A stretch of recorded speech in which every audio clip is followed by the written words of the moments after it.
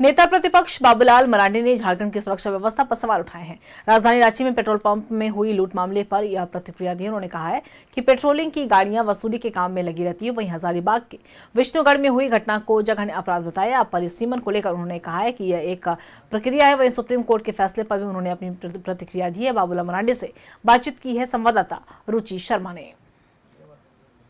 आए दिन जो घटना सामने आ रही है, चाहे वो लूटपाट की घटना हो, हाल ही में अगर कल की बात करें तो कल भी पेट्रोल पंप में जो लूट की वारदात सामने आई है, छिनतई की जो घटना सामने आई है, इस पर प्रमुख विपक्षी पार्टी हावी है। और हमारे साथ नेता प्रतिपक्ष बाबूलाल मरांडी पेट्रोलिंग की गाड़ियां खरीदी गई थी, होर्डिंग लगे थे, प्रचार प्रसार हुए थे।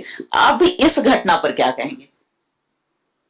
देखिए, गाड़ी से अपराध नहीं रुकता है। गाड़ी होता है अपराध रोकने के लिए पुलिस की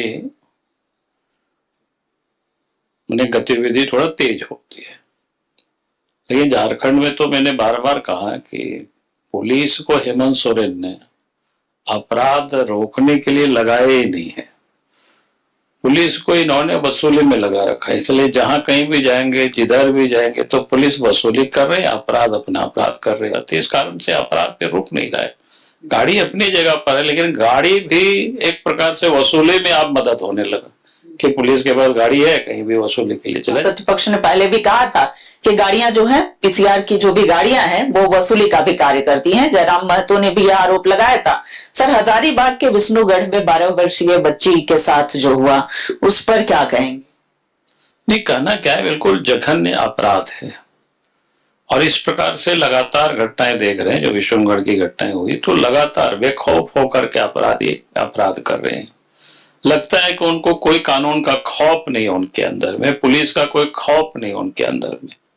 मेला है या हाट बाजार है, स्कूल है, लोग आना जाना, बच्चियों के लिए लोग अपने आप को, माँ बाप असुरक्षित महसूस कर रहे हैं। अच्छा, आप धर्मांतरण का मुद्दा जो है वो पहले भी उठाते रहे हैं। सर, कल जो सुप्रीम कोर्ट से आए एक निर्णय पर आपका पोस्ट भी है, आपका स्टेटमेंट भी है, उस पर क्या कहेंगे? एक बार फिर से क्लियर हो गया, हालांकि ये नियम पहले से भी था। सर, नहीं, ये जो विषय है ये पहले से ही लागू है। अब जो भी जाति व्यवस्था हिंदू समाज में ही होता है, सनातनियों में होता है। अगर कोई भी जाति क्रिश्चियन बन जाते हैं या मुसलमान बन जाते हैं, तो फिर क्रिश्चियन बन जाते हैं, मुसलमान बन जाते हैं, फिर उनकी जो जाति प्रैक्टिस होता है वो समाप्त हो जाता है।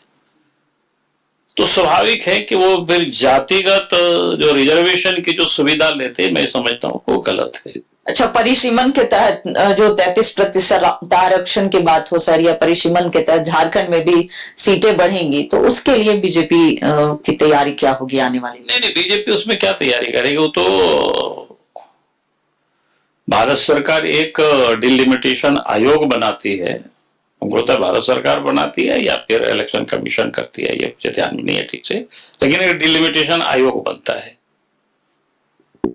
तो ये हमारे साथ बात कर रहे थे नेता प्रतिपक्ष बाबूलाल मरांडी। और कैमरा पर्सन अभय के साथ रुचि शर्मा, न्यूज़ 11 भारत रांची।